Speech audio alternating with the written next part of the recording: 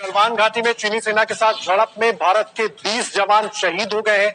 यह आधिकारिक बयान भारतीय सेना की तरफ से जारी किया गया है। चीन के भी 43 जवान हताहत बताए गए हैं और पहले 3 शहादत की खबर आई थी जो बाद में बढ़कर 20 हो गई। सेना का बयान, सेना की तरफ से कहा गया है सीमा की सुरक्षा करने में हम सक्षम है। इस समय 20 casualty line of actual control पर हुई। उस लाइन ऑफ एक्चुअल कंट्रोल पर जहां पर 1975 के बाद से लेकर अभी तक कोई भी कॉम्बैट एक्शन नहीं हुआ था, लेकिन अब देर रात यानी करीबन 11:30 बजे से लेकर 3 बजे तक जो भारतीय सेना और चाइनीज पीएलए की जवान आमने सामने थे और वायलेंट जो एक्टिविटी चाइनीज पीएलए ने की, उसमें भारतीय सेना के करीबन 20 जवान जिसमें ऑफिसर भी शामिल हैं, उनकी कैजुअलिटी हुई है, उनको शहादत मिली है।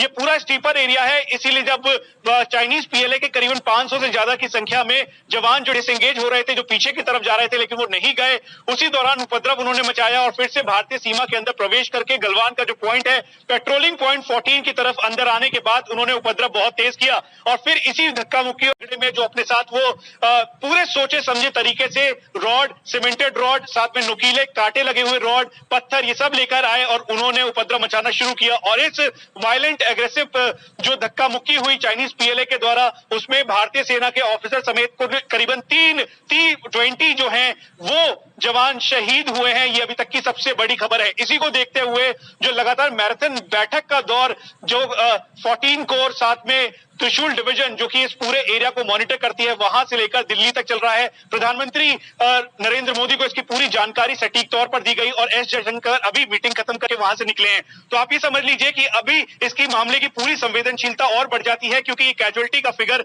20 है और जो सोर्सेज है वो ये भी बता रहे हैं क्योंकि इंजरी बहुत सारे लोगों जवानों की हुई है।